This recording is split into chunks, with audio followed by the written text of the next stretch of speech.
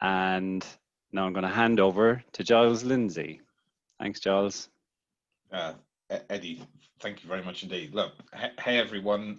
Hopefully my screen is sharing okay. Can everyone see my screen share? Good. I will just go back to the starting page. So look, everyone, welcome to the talk. As Eddie mentioned, I'm Giles, and the talk's all about the challenges for Agile people. Before I always begin, I always make sure everyone is safe and well and is as relaxed as possible. I'm always very humbled when I get the opportunity to talk to friends and colleagues and other people in the Agile community and sort of share my musings and ramblings with you all.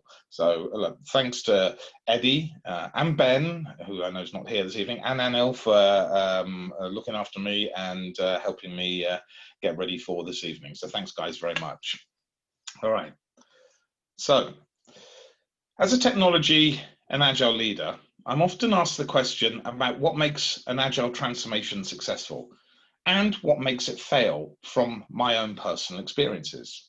And aside from the usual discussions throughout the conversation about topics such as the challenges of Agile leadership, which is another talk that I also give, the organizational changes required, the frameworks or processes that an organization is adopting, I'm concerned that there's an obvious missing element that many organizations seem to take for granted when transforming a business to these Agile ways of working: the people.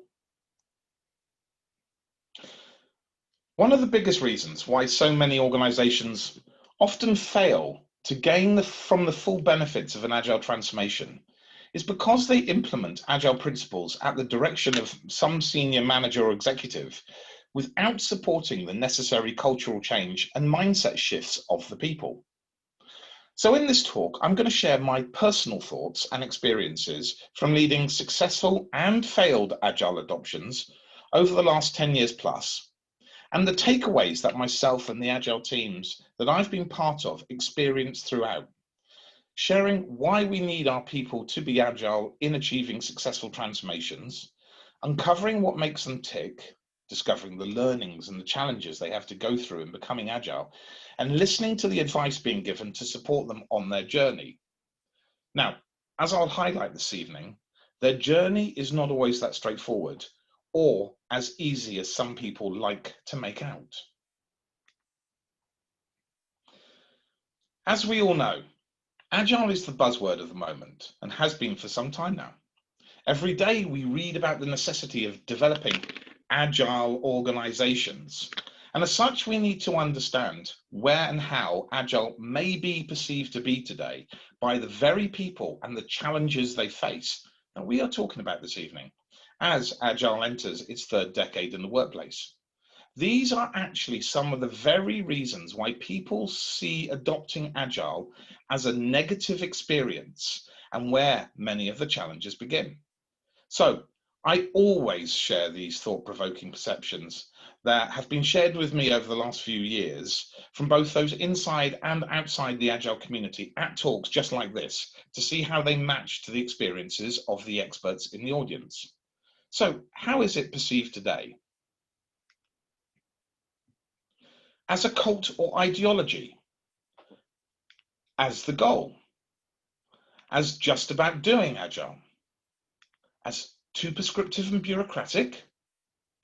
As being fake? As only about implementing parts of the process? A tool for software development only?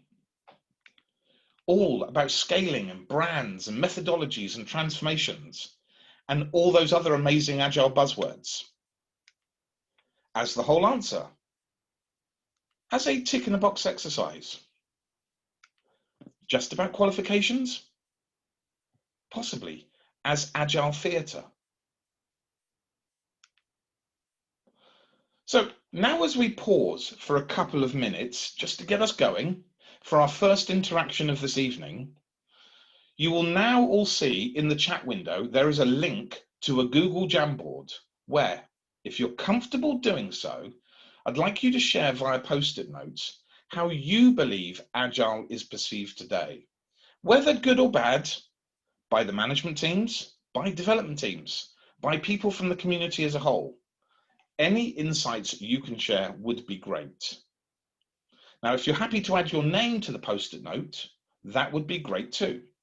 At the end of the talk, I want to come back to the comments everyone has added for an open room discussion. So I'm just going to obviously have a look at the Jamboard and just see, here we go. We are starting to see some people arriving, which is excellent.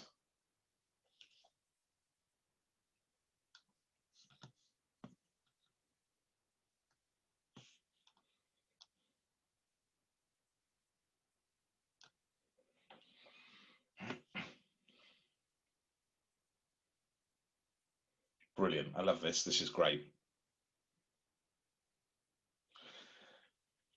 We'll give it about another minute or so, and feel free, please, to keep going during the rest of the talk.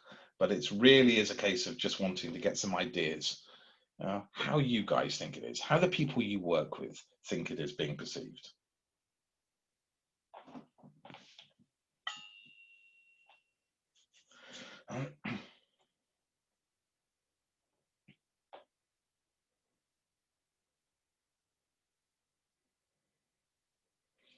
I certainly like the last one, the toolbox one.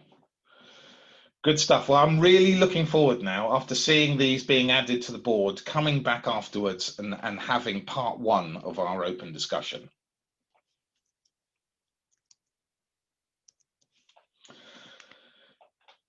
So to understand why we need Agile people, we need to understand why organizations want to become Agile in the first place. So I'm going to begin with why these same organizations actually aspire to be Agile. To survive and thrive, many organizations are making that effort to become more Agile.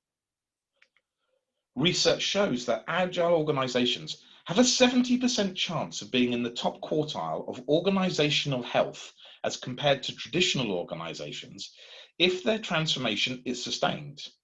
Now, this was confirmed in a recent McKinsey quarterly survey report of 2,500 business leaders.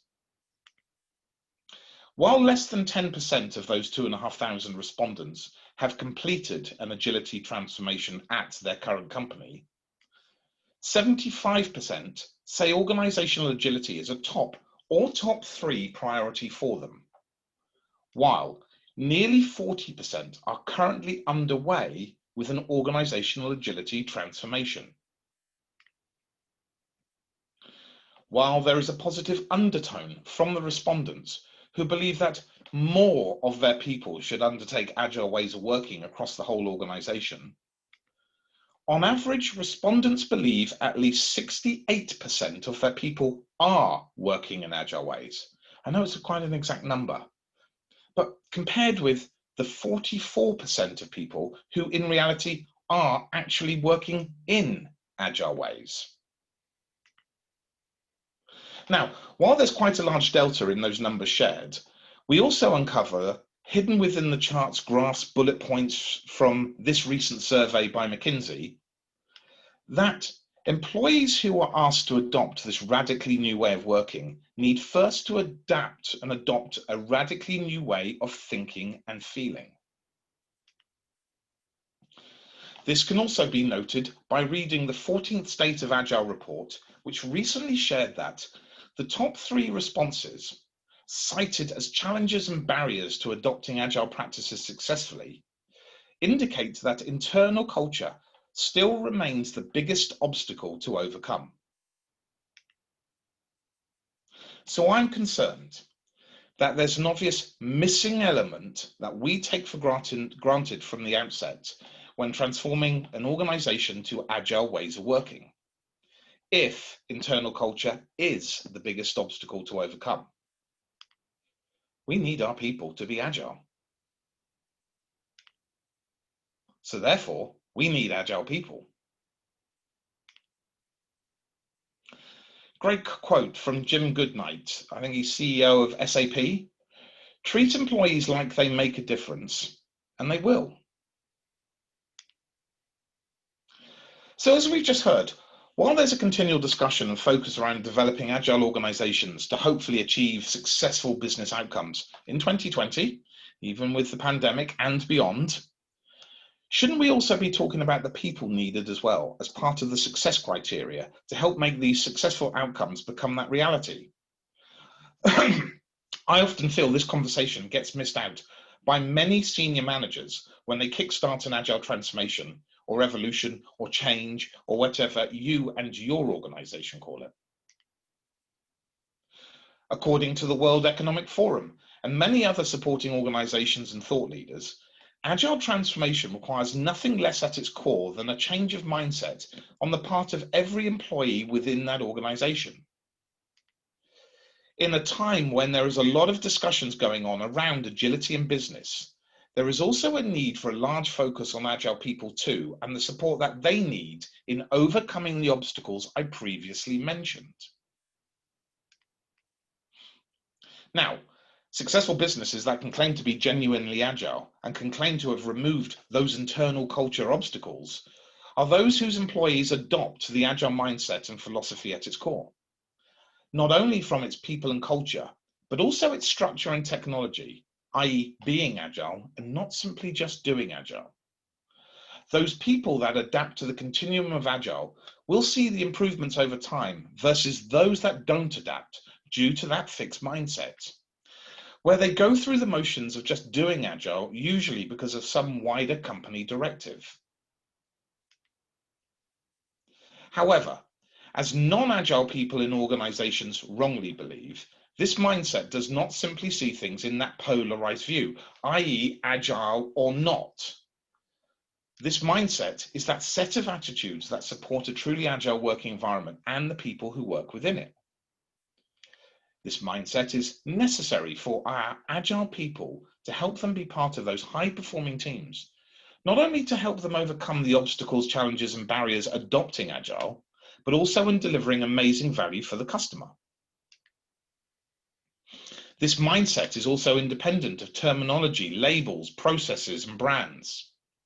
If that mindset is cultivated by the people and nourished, the teams will experience amazing outcomes.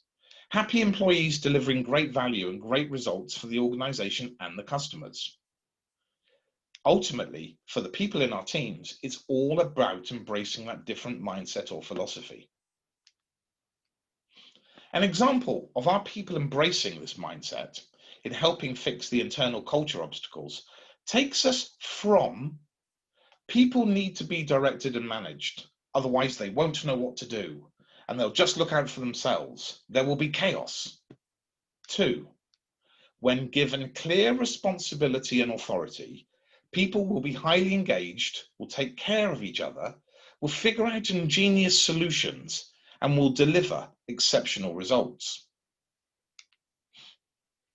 So as well as embracing this mindset shift to aid in the successful adoption of Agile, much additionally depends on the talent of the people, whether developed or recruited. Broadly, people who flourish in an Agile organization need to have the following 3 capabilities. First, they handle ambiguity without losing focus. Second, they concentrate on outcomes over processes. And third, they work and contribute by being a team member. Next, I want to talk about people adopting Agile and some of the challenges faced in doing so. A great quote by Mike Cohn to begin with. Changing practices is one thing. Changing minds is quite another. When asking our people to embrace this new Agile mindset and philosophy, we discover that it's not just about adopting new ways of working.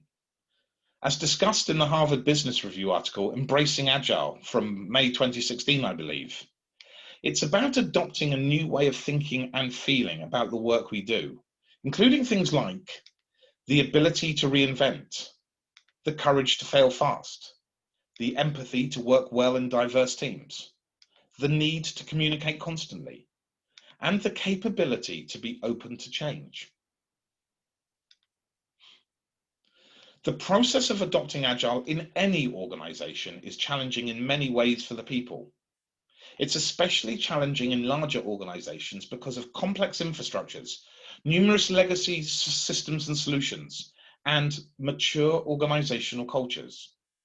These larger organizations often underestimate the difficulty of actually getting Agile right. So, the following very common challenges are often faced by the people and teams when adopting Agile. Insufficient Agile experience. Lack of sponsorship at the executive level. Attempting enterprise-wide Agile adoption without team delivery Agile successes. The traditional office environment. The tendencies for managers to micromanage. Managers unwilling to change from commanders to team facilitators and leaders. Unrealistic planning expectations. Underestimating the amount of planning at times in Agile. Adopting Agile delivery processes without adopting technical practices. My favorite, impatience. Relying on an Agile tool to become Agile.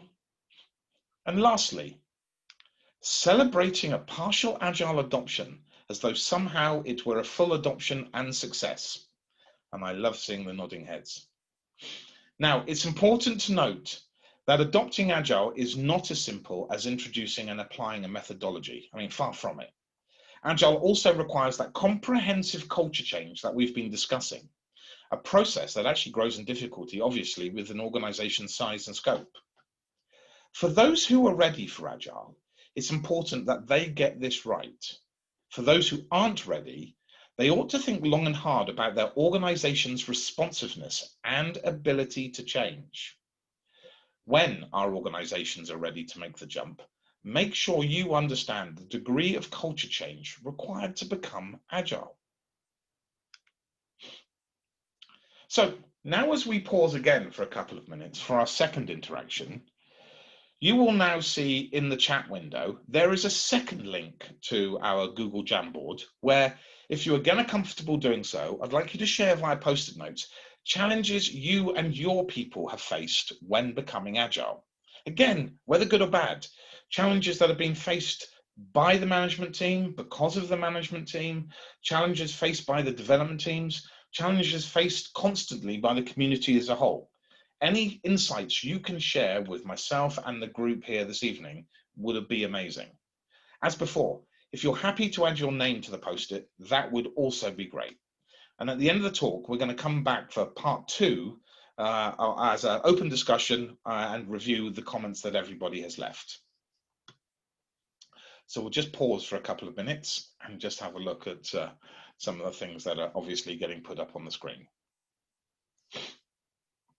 Wow, the first time I've come back and seen page one. That's amazing. I'm just going to go to page two. So, brilliant.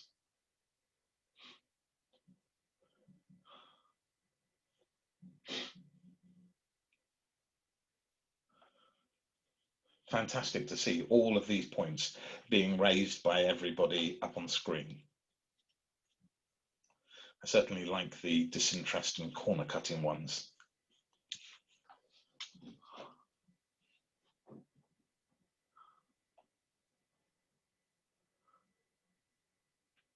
I am too busy.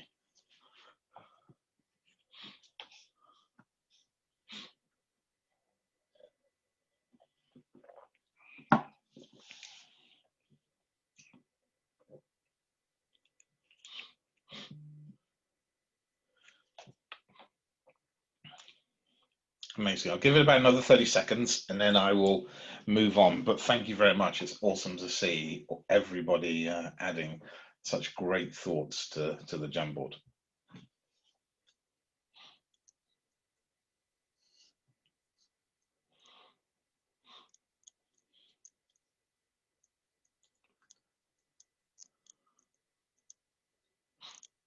Okay.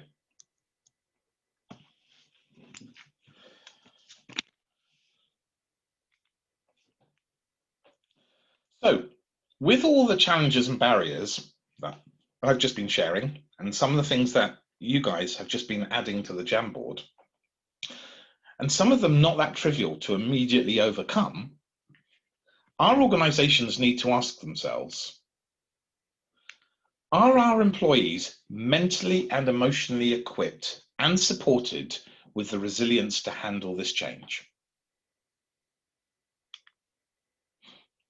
Agile people and teams need the right building blocks to ensure they become as effective as possible with these new ways of thinking and working. Now, these building blocks may help us with such things as learning new skills that make them adaptable, developing greater emotional intelligence, helping them deal with stress, managing impulses to change, solving problems creatively, and remaining emotionally connected to the work. Every employee must learn the skills that makes them adaptable to the challenges raised earlier, as well as helping them deal with the stress while staying connected to the work and teams. Resilience certainly enables these skills. When leaders and employees embrace them, powerful things happen. One thing that is key to this resilience is psychological safety that needs to exist within the organization. Above all, it's really about making the people come together as a team and having that environment that sets up everyone for success.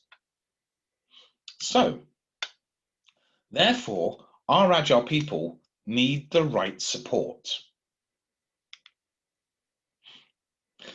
The strength of the team is each individual member. The strength of each individual member is the team. Great quote. Although the concept of psychological safety has been around since the 60s, Amy Edmondson, professor at Harvard Business School, first identified the concept of psychological safety in work teams in 1999. She observed how companies with a trusting workplace perform better. Now, not wanting to cover too much on this particular subject tonight, as we could easily have meet-up evenings on this topic alone, ultimately, psychological safety in the workplace is about providing a safe space for employees to be their full selves, which helps fix the perception of a broken organizational culture. A New York Times Magazine article on Google's Perfect Team Quest sums it up perfectly as, no one wants to leave part of their personality and inner life at home, but to be fully present at work, to feel psychologically safe, we must know that we can be free enough, sometimes, to share the things that scare us without fear of recriminations. We must be able to talk about what is messy or sad, to have hard conversations with colleagues who are driving us crazy. We can't be focused just on efficiency. Furthermore, it's important not to assume that once the conditions for an emotionally secure workplace are present, that employee engagement and positive workplace culture will somehow follow. Again, that is also another talk on its own merits for a future meetup. So why is psychological safety important for our people? Because it's the degree to which team members feel that their environment supports the interpersonal risk involved in asking for help or learning from mistakes. Team members who promote psychological safety will invite input from all team members, encourage team members to contribute, promote active listening and learning from each other, ensure all team members are accessible, and acknowledge the limits of current knowledge. As Amy Edmondson noted back in 1999, psychological safety isn't about being nice. It's about giving candid feedback, openly admitting mistakes, and learning from each other. And as she argues, that kind of organizational culture is increasingly important in the modern economy. It is still wholly relevant today, 21 years later. When psychological safety is absent from the workplace and psychological danger is present, the people and the teams lose the individual knowledge and expertise that each member brings to the table and begin to have trouble capitalizing on the diversity of knowledge, which often leads to poor performance, poor decision making, and missed opportunities for innovation. So now, as we uncover why it is so important to help cultivate psychological safety with the people and teams, you may want to consider the following in overcoming the obstacles people face when adopting new ways of working. Clarifying roles, so that each person in the team understands their respective roles and responsibilities, as well as how they contribute to the team's purpose. Modeling the way, with the leaders helping set the tone for our people and teams in allowing them to be curious, ask questions, and exhibiting a tolerance for mistakes. And lastly, considering culture, as a need for stronger peer and organizational support may be particularly relevant for those people and teams in cultures that often value stability and rules when introducing and developing psychological safety throughout the organization. Enabling psychological safety enables another mindset shift in helping fix the internal culture obstacles that takes us from: to achieve desired outcomes, leaders need to control and direct work by constantly specifying tasks and steering the work of employees.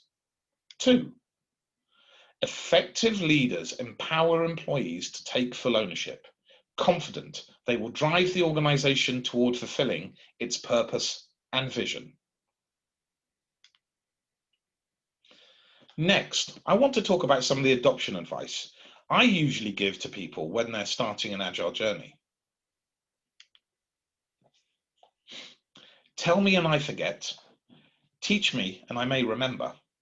Involve me and I learn. A great quote from Benjamin Franklin. In some of the Agile Foundation coaching sessions I give to organizations that I'm working in, or clients that I may be working with, I often share the following points to those people and teams starting an Agile journey. Be prepared to pair with others, to transfer your skills to them and pick up new skills from them. Accept that the rules have changed and you need to as well. Be prepared to work in an evolutionary and collaborative manner. Be prepared to move away from a specialist role to become a generalizing specialist. Be prepared to deliver a potentially consumable solution every few days or weeks if required. Expect to be supported on your change journey, one of the key things that gets missed out. That might include coaching or mentoring. And make sure you get the right training to match your new way of working within your organization. As well as offering advice, it's key that Agile people and the teams they are in have rights that they can hold the leadership accountable for. This is something I create in partnership with the teams in any organization I work in, and then print it out on large format A1 so that they have it to refer back to all the time and hold us, potentially as the leadership, accountable for. Some of these rights could include things like the following that have been shared by PMI Disciplined Agile. Being treated with respect. Let people be heard, don't talk over people, listen to what they have to say, no name calling, etc. Working in a safe environment. This goes hand in hand with treating people with respect. Everyone needs to feel they are psychologically safe and that they can offer input without being mocked or ridiculed. Producing and receiving quality work based upon agreed standards. Establishing those standards up front so that making sure that everyone on the team understands them and agrees to them. Owning the estimation process. The people doing the work get to estimate the work, resulting in more realistic estimates that people are willing to commit to. Determining how the team will work together. The team has the right to determine who is going to work on what and when. And being provided good information and decisions in a timely manner. For the team to be effective, they need good information to work with, and information must be available when they need it. And lastly, choosing and evolving the way of working. That wow. Teams should be allowed to work in the most effective way they can, given the situation that they actually face. Now, to misquote Spidey's uncle, with great rights come great responsibilities. Our Agile people and team members therefore have the responsibility to optimize the ways of working. Optimizing how we work together as people and teams should be looked at from that true long-term perspective. Being willing to collaborate extensively within the team, including those outside of their speciality. Gone are the days when a developer could go and hide in a corner and hack away at code. Collaboration is required from all team members. Share all information, including work in process. As we all know, one of the keys to successful agility is that level of transparency. Coach others in their skills and experience. Right, the goal is to increase the skill set of everybody on our teams. So we've all got to be prepared to teach your skills to those other team members. Expanding their knowledge and skills outside their own speciality. Again, that goal is to increase the skill set of everyone, including everyone here. So everyone needs to be open to learning new skills so they can help the team do all of the tasks required. Validating their work as early as possible, working with others to do so. No more writing code and getting it promoted directly to production or producing documents that haven't been reviewed. Attending coordination meetings and ceremonies in person or virtually if not co-located, especially with our new norms and working from home lifestyle. Proactively looking for ways to improve team performance. The retrospectives are designed to fix and improve the team's process. Kaizen. And avoid accepting work outside of the current iteration without consent from the team. For teams following an Agile lifecycle, have them commit to complete a specific bundle of work when they start an iteration. Now that our people have been given the rights and responsibilities, to help them overcome some of the internal culture challenges during their Agile journey, our people and teams still have to interact with others across the rest of the organization. And those people, departments and teams need to become Agile too, if they aren't already. So this leads nicely on to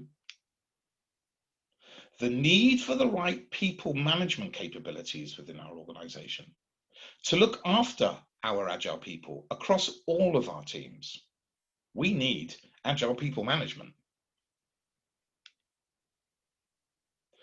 When you hand good people possibility, they do great things. Great quote. Firstly, let's discuss what people management is here in this context. People management goes by many names, including human resource management, talent management, staff management, people operations, workforce management, just to name a few. Now, me personally, I have a personal hang-up with the phrase human resources. For me, it categorizes us all in the same ways as office furniture or hardware resources. So the fundamental goal of people management is to attract and retain great people who work on awesome teams in all organizational departments and help them grow. As people and the way they work together are your primary determinants of success within your organization. This often gets missed. Next, I want to share what Disciplined Agile has actually identified as a list of critical philosophies that underpin the mindset identified by their process goals for people management. People are not resources. Calling someone a resource is insulting, At best, an Agilist simply don't tolerate it. Step one on anyone's Agile journey is to jettison the term resource once and for all, an implication being that human resources, obviously as a title, must be dropped too. Support the Agile teams. We need to enable Agile teams to organize themselves, manage their work, and evolve their own processes or ways of working. We need to be able to energize and enable the people. Those people who are happy, they who love their work are far more productive than people who are not. Inspire leadership. We want to inspire the leadership within our organization to be agile themselves, to move away from command and control management and become true leaders who motivate and enable our people. Support learning. People management professionals need to perform key activities such as supporting learning in a continuous manner, rather than the episodic efforts of traditional HR that are often motivated by the needs of a specific budget or project. Enabling cultural and structural fit. Our people management teams must actively strive to monitor when culture and structure become misaligned and then work with the teams to help them become better aligned. Reward for agile behaviors. If we want to have an agile organization, then we need to reward staff for behaviors that lead to this. And govern lightly. Effective governance is based on educating and motivating people to do the right thing, and then making it as easy as possible for them to do so. As well as understanding the philosophies, the following activities, again associated with the same people management process goals, are performed by, or at the very least supported by, highly engaged agile people management teams within our organizations. And these activities are things such as helping grow the agile culture, guiding careers, as I mentioned earlier, rewarding staff, managing staff changes, ensuring diversity and inclusion, so important, helping organize departments, identifying succession planning, and ultimately having fun along the way. So, as we begin to wrap up, why is Agile important for our people, and are people important for Agile? Agile changes the paradigm. It shifts the perception of the role and purpose of an individual in the organization. It's the shift for our people from being just a cog in the system towards becoming a partner and co-entrepreneur within the organization. So finally, parting thoughts. What is truly surprising, or possibly not, stepping back and actually thinking about it, is that available research shows that the part of the transformation or evolution that is often missed or sidestepped the most, which has always been a big worry for me, and obviously the focus of this evening's talk, is actually the part that needs the most focus of all. Successful organizational improvement should be targeting 3 areas simultaneously.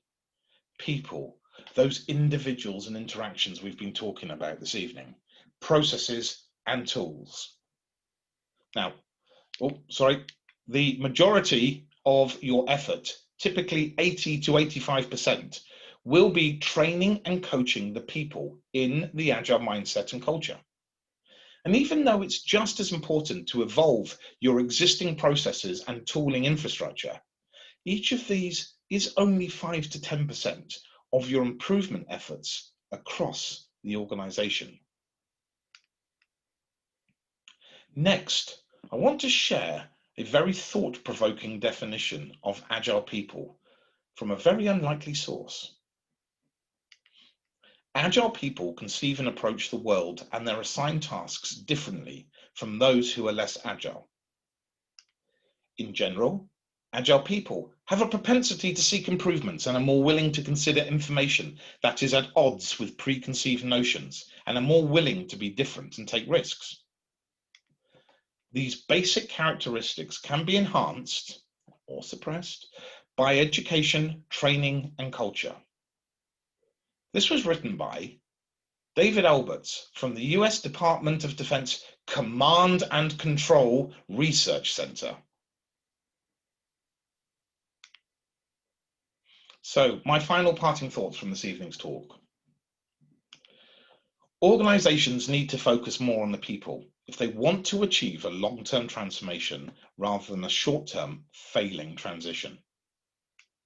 Agile people need the right supporting leadership, coaching, and people management teams to help guide them on their journey. Organizations and traditional management can't force or push change on people. People have to pull it in for themselves. Your organization's improvement efforts need to address people, culture, process, and technology issues all in parallel. And finally, organizational agility requires new and evolving mindsets and behaviors from all the people. This includes you. Your Agile team needs you. And lastly, if you're undertaking an Agile transformation or evolution in your organization, and there is just one thing to take away from what would be a very short version of tonight's talk, don't forget the people. Thank you everyone for coming to the talk today. And we are now going to enter questions and the Jamboard session. Thank you very much, everyone.